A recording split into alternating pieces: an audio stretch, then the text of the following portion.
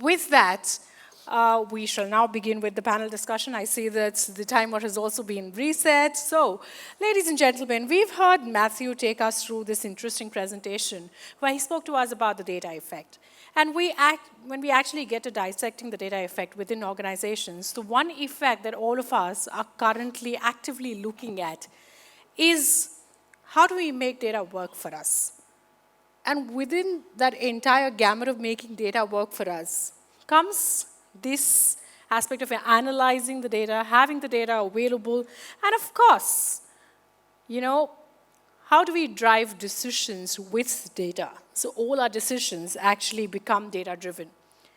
To that, I have this eminent panel with me who will deliberate on issues, challenges, and of course, where we are headed with data-driven decision-making and how exactly are different organizations within the industries making data work for themselves.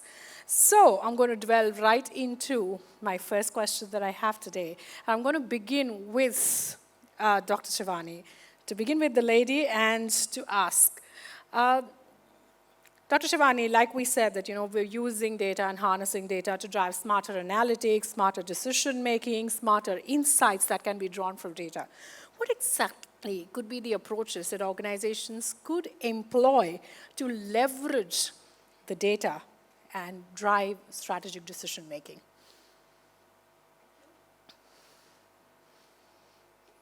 First of all, thank you for having me here, and thanks for having such a esteemed panel for this discussion. I've worked with many organizations, and what I have seen that the journey of digitization used to happen earlier with data-driven strategies. Now, with the AI getting into the picture, that is converting to AI-driven data and digitization strategy.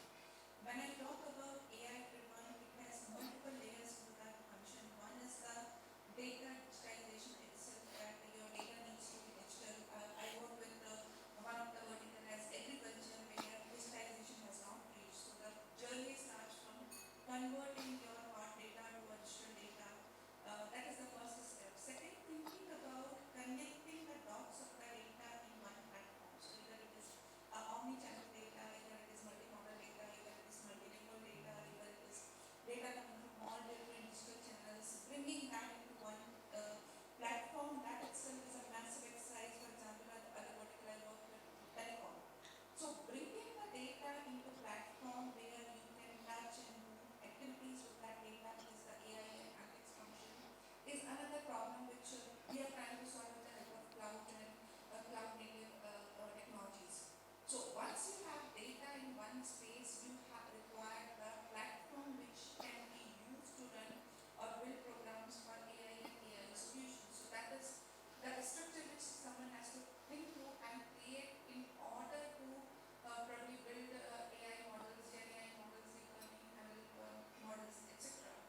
Ultimately, how do you utilize this platform not only to build, develop, but also for deploy is the biggest challenge what we face in Geo, because the kind of verticals we have are extremely high from data governance perspective and data, you can say, availability perspective. So if you have to roll out, for example, a telecom model or telecom solution for pan India, it's a huge effort for us to work around with it. So that is the kind of steps what one can think about in terms of from bringing the data in a digital format to delivering something which is unique for the businesses and where businesses can take active decisions on the basis of that entire strategy. So that's the journey every organization is going through, and the scalability where we are, where it's not adoption of AI, but how do we scale AI for hundreds to thousands model on a yearly basis.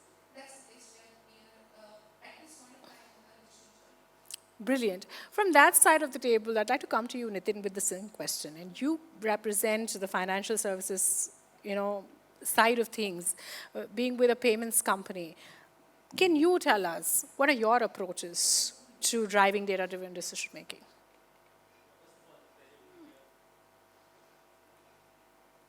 First of all, it's a great pleasure to be here among you all this evening. I think Shivani has added a lot of aspects how digital and AI is probably playing a key role in how using data to drive decision making and also defining business strategies. But I would look at from financial and payments industry, I think to add to what Shivani already covered, I think data, the rapid growth of data over last decade or more, I think through different channels, and I think of course through adoption of digital across businesses, I think it's playing a big role in how the data technologies, including AI, can use the data and then also redefine the business and bring more value to the business strategies and faster outcomes. So with that, I think, and the advent of AI in last few years and last 2 years, 1.5 years on Gen AI, we see a lot more inclusion of AI in the business processes, how we can use AI to enable and I think deliver value faster, and how we can probably deliver automation, I think innovation. So all these things are probably being thought about and in boardrooms and discussions, and data strategies are being defined and they are being laid out for the technologies to execute and also enable these business functions. So that's what I would Thank you. Thank you very much. And if we look at the approaches that organizations are doing, I think both of your articulations, you did bring out a piece where we were speaking about certain challenges that organizations do face as well. I'd like to zoom into the challenges bit, and I'd like to take it across the board to each one of you, turn by turn. Let's begin with you, Arvind. On this entire journey of, coming to or making your organization a data-driven organization and the decisioning to be based on data, what are certain challenges that you I think face? challenge starts from data itself, the data definition itself. You might have a lot of data, but people say data is oil. But that does that oil fire? Can you get insights from that oil? Okay. That is the bigger concern. You might have a lot of data, but if you don't have sufficient data, which makes sense. If you don't have data enrichment in place, that culture in place, then you can talk a lot about analytics, AI, everything works on the baseline, which is data. That is the biggest challenge. Second thing is the skill set. You won't have data science, data engineers, data scientists in every organization. So you are dependent on right partners, to build that insight, bring that insights, choosing the right tool, Then next problem is the scalability itself. You can put a model on the data, but when data increases, is it scalable? And the next problem is the security. Okay. So when you have a lot of data coming from everywhere, data is anywhere. That's the biggest problem. Few things are in control, few things are not in your control. So how you secure your data? It's laid it out pretty much for us. And while data is the oil, what kind of oil it is. So that's the way we look at it. Chandra, would you like to add to what Arvind has?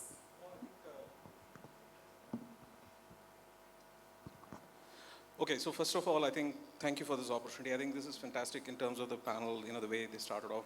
I'll start with what Shivani spoke, right? She talked about AI as an angle. And then Nitin kind of talked about the volume and the velocity of data that you're basically, we live in a world that is largely around data. And then, you saw Arvind talking about, the issues that we are running with, right? Now, when you kind of bring all of these things together, what's essentially is happening is, I think I was looking at some of the research data. It says we pump at least some 300 million terabytes of data every day, right? Across the globe on a single day. Now, if that's the volume of data that you're dealing with, all the challenges that Arvind laid out, right, I think is all becoming a lot more relevant, right? Which means there's so much of data, but how do you deal with all of this data? What's your context, right? Do we have a sense of what, how we're going to be playing with this data? Because end of the day, Kanchi, to your point, if you have to drive decisioning, the first step is, do I know what my data is? And that's where the data taxonomy, the lineage, right, the quality of data that you're dealing with, using this data in the context of what is the business outcome that I want to achieve, right? For us to get to that stage of, we used to do insights, we used to do foresights, right? Now it's all about decisioning. And AI plays a big role in driving that decisioning. So some of the AI experiments that we have worked on and some of the examples of customer engagements we have done, our ability to kind of work across different diverse set of data sets can actually frame very well. But the point is, again, to the point of what security that he talked about, right? Arvind talked about. I think is an important dimension that starts to kick in. So, in my view, I think the volume of data is extremely high. It's about we still talk in models and in the data sets and so on and so forth, right? What do you do with that? You apply it in the context of an organization. You apply in the context of a human, right? You apply in the context of a business. That I think is probably the shift that needs to happen. But in my view, that's a challenge that I see today. So most of the organizations struggle with getting the basics right. If you kind of define a maturity curve and if you have to drive data-driven decisioning, I think there are a lot of organizations which are somewhere in the beginning or in the intermediate stage. That's what I would say, some of the challenges that kind of alluding to what Arvind spoke about. Fantastic. Quickly, Nitin, 2 or 3 challenges, please. We're very precise. So I think coming from payment industry, probably I'll talk about the challenges there. So like payment industry has a lot of sensitive data and PII data, which is very, very critical for the business. But again, I think when we are building solutions and dealing with that kind of data, then data privacy and data security is very, very paramount. And how you, I think, keep up to those challenges and still innovate and deliver solutions. I think those are the challenges in payment industry. Shivani. And the place where I'm working, Geo, which has every vertical one can think about it, the major challenge what we face is the scalability. If I have to build 100 models in telecom or 200 models in retail, how can I create the infrastructure and the processes where I can put the maximum reusability and also probably develop the processes AI for AI, where we can do automation within our processes to achieve the results fastest. So that's the space we have the biggest struggle, not in adoption, but bringing the business value maximum, which businesses can utilize directly, and the scalability what unlock. Fantastic.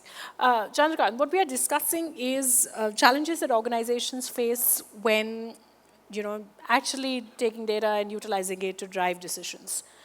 Would you want to pitch in? Hey, hi, good evening. Sorry, I was a little late.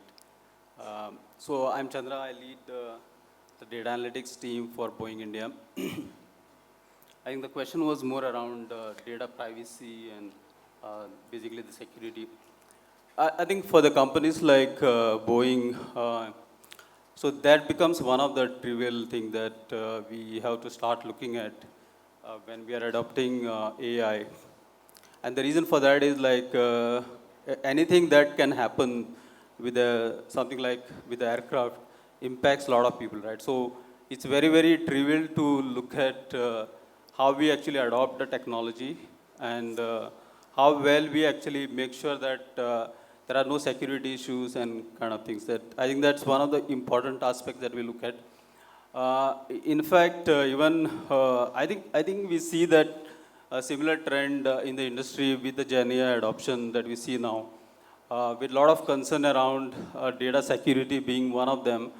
And that's basically is impacting how do you really adopt technologies like GenAI and how to really use it more effectively. But I think we are seeing some trends now with a lot of open source LLMs that can be used internally with the context data, and then we can actually adopt it. And I think even OpenAI is saying now we are not going to use your own data for any of these, because I think one of the concern was when you do something with these, right, some of your data gets captured, and there are likely chances of losing the IP. I think that's one of the things that definitely is very, very important. And the second aspect is about the privacy. I think this is one of the challenges that we have seen, especially when we are, like say for example, one of the solutions that we were working was to kind of build some video-based inspection in the factories. Now, one of the concerns that gets raised is like, you might be developing certain solutions for improving the overall efficiency in the factory, line efficiency specifically for the Boeing. But when you use the video feed, you can also monitor the people, right? And that becomes one of the big concerns in terms of how do you really distinguish between the tracking the people then driving the efficiency, and how effectively you can mask certain things and how effectively you can do that.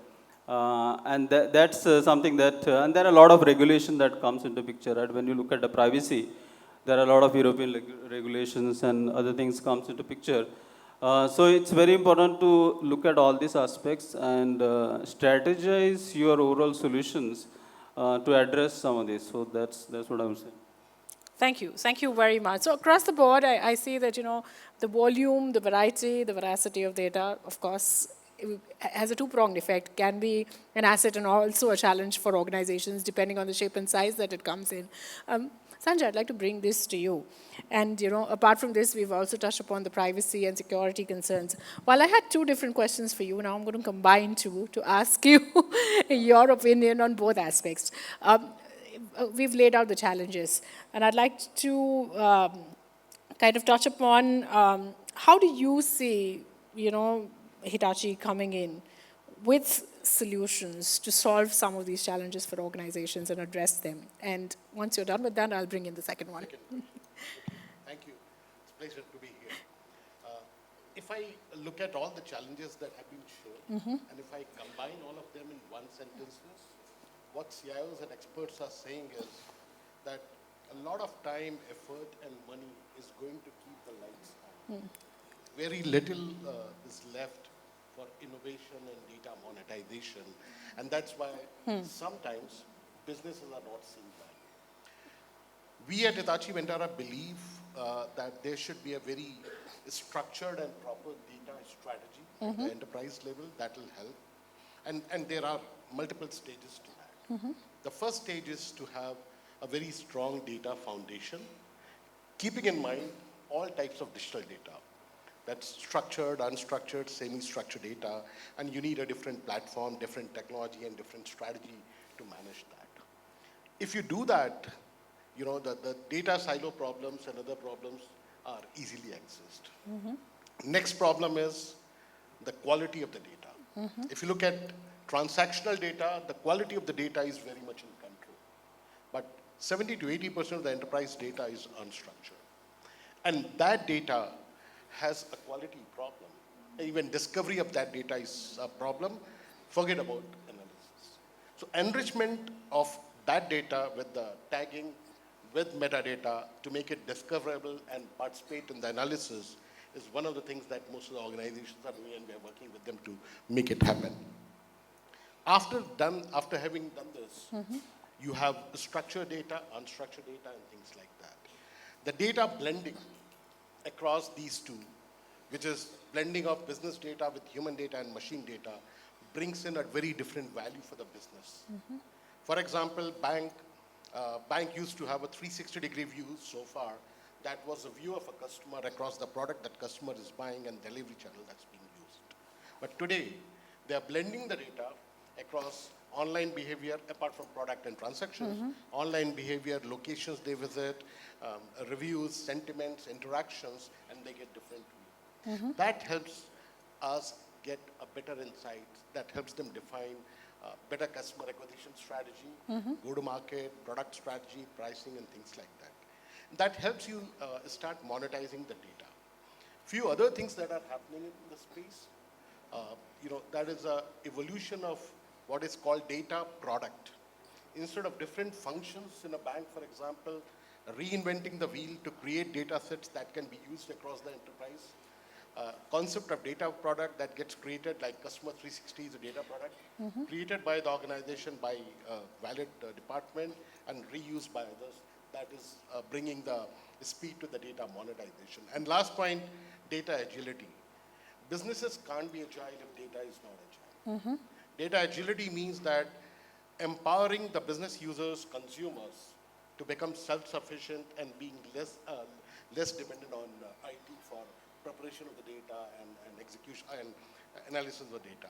That's where technologies like self-service analytics, streamlined data refineries, usage of AI to populate the data catalog in data lakes so that the data, the moment it lands into enterprise, is immediately visible with business glossary being there in the data catalog, brings in the real-time ability and decision making. So these are some of the things that we work with our clients to make sure that they shift the focus from data operations to data innovations, and also ensure with the technologies like data blending and AI, data monetization is exploited for digital transformation.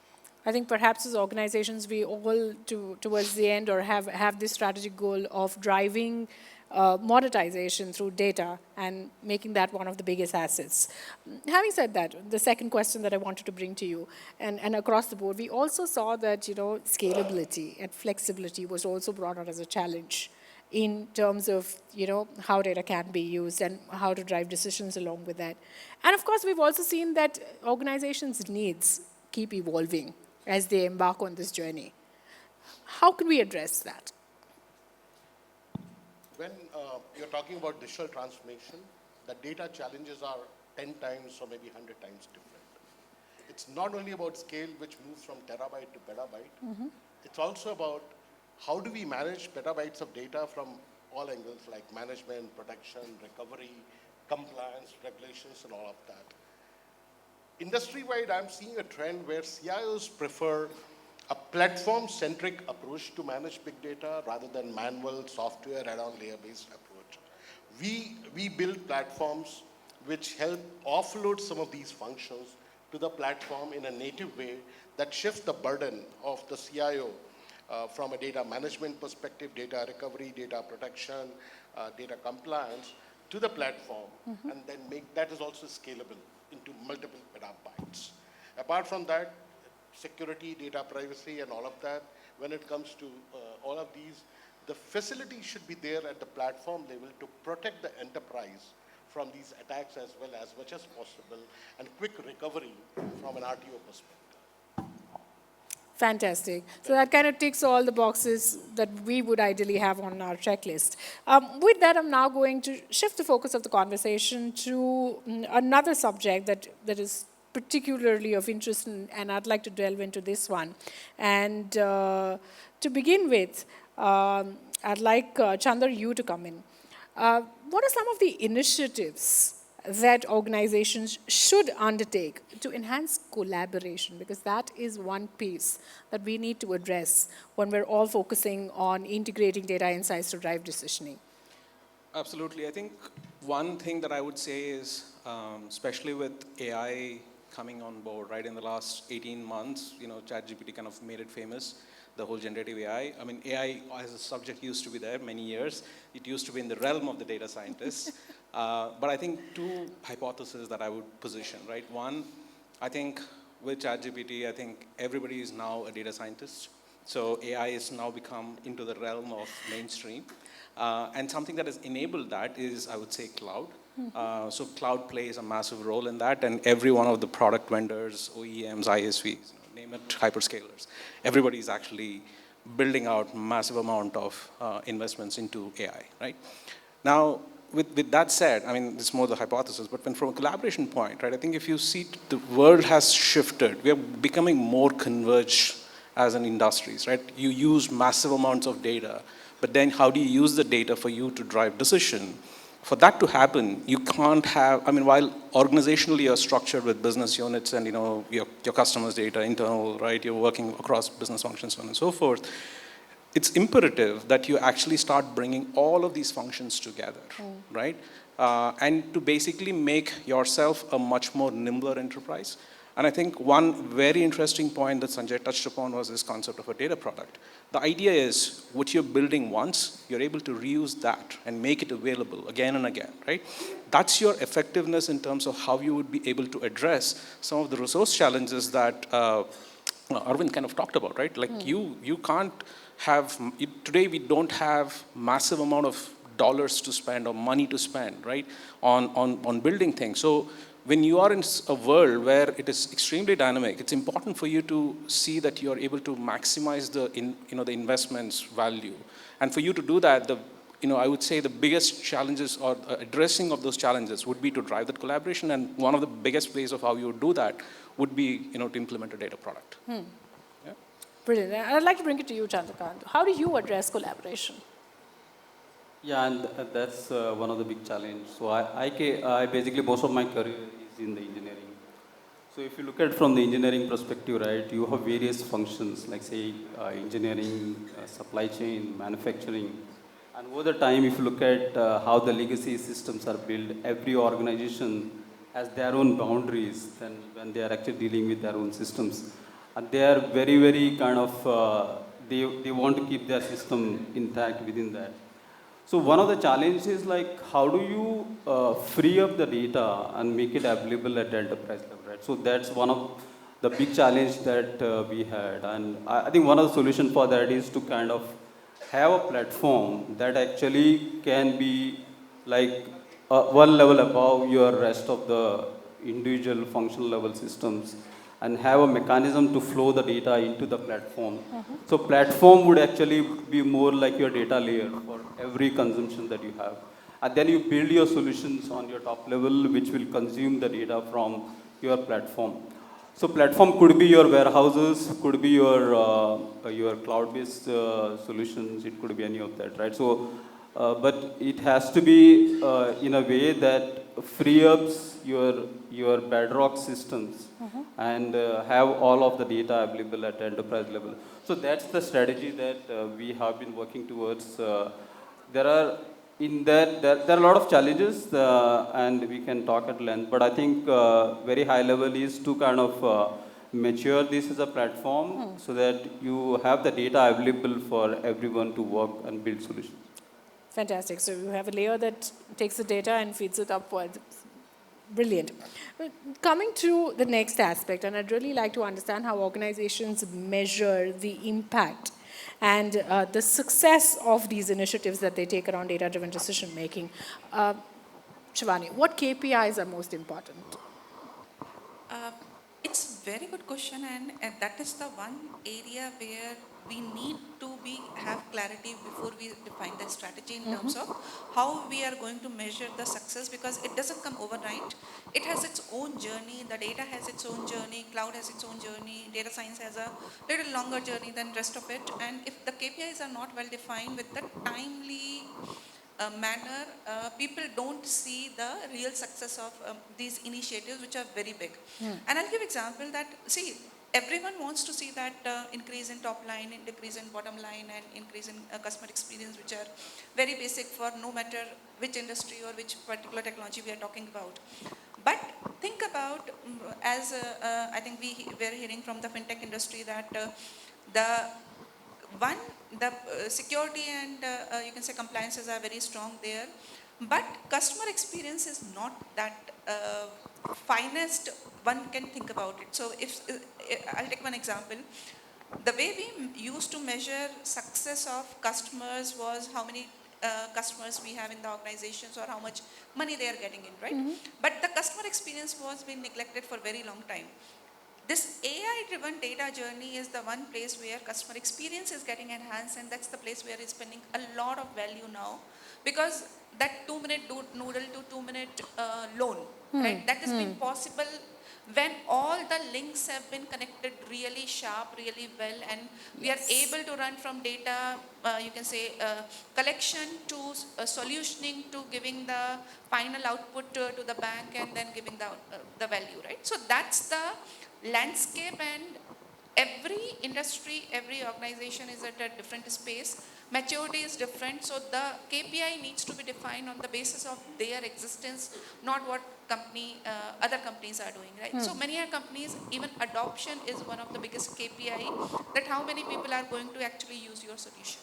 So it needs to be very, very subjective, depending on your condition, your stability, your you can say situation, and then it needs to be defined. Absolutely brilliant. I love the parallel of, the journey from the 2-minute noodle to the 2-minute loan dispersal. Yeah, you And have to see in India. Absolutely. In India, and like you rightly said, it only comes when all the cogs and wheels fall in place. Brilliant. Arvind, would you like to chime into this one? I think just I want to add one thing, like any strategy will work only when there's a data culture. Data is not onus of one team.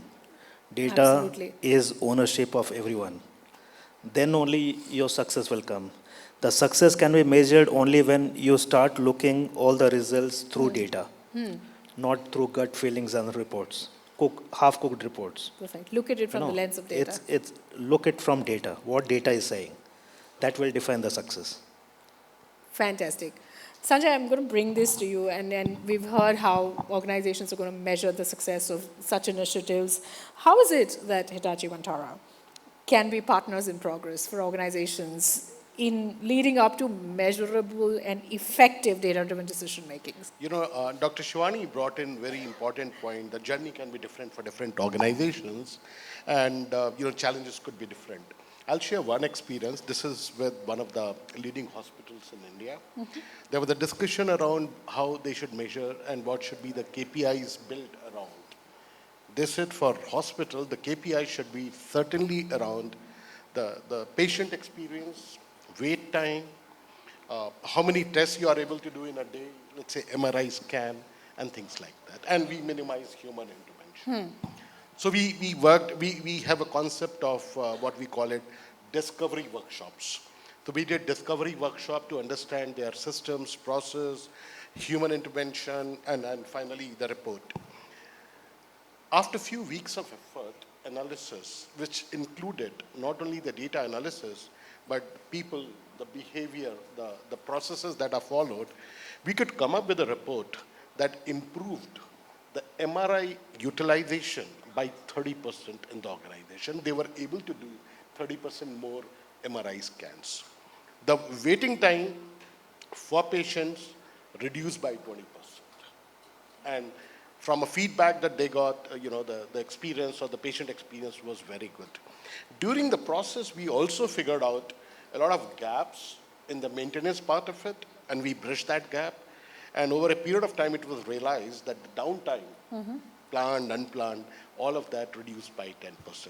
So that was one experience that we had, how data analysis along with people process when combined can help achieve significant results and help them improve the patient experience, customer experience, and things like that. Brilliant. And I do see that, that's as much as what we have time for. Our red light has gone on and signaling that we wind this up. So, brilliant set of insights across the panel. I'd like to thank each one of you for bringing in and chiming into each one of those.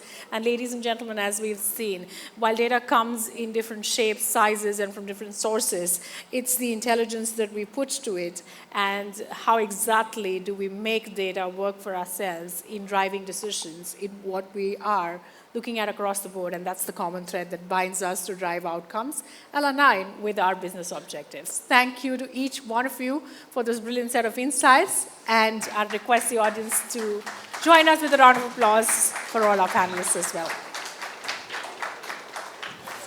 I request our honorable speakers to please stay back on stage just a little longer.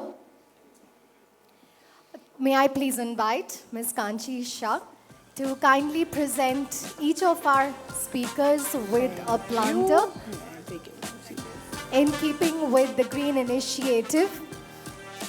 We are presenting you a small little planter, something for you to remember this wonderful day, this gathering and this moment by. And this is also a token of our appreciation and gratitude to our honorable speakers for taking out time, for being here with us, and for sharing your valuable words of wisdom on this evening with us. That was truly an interesting session. May I please request all our speakers to kindly come together for a group photo opportunity.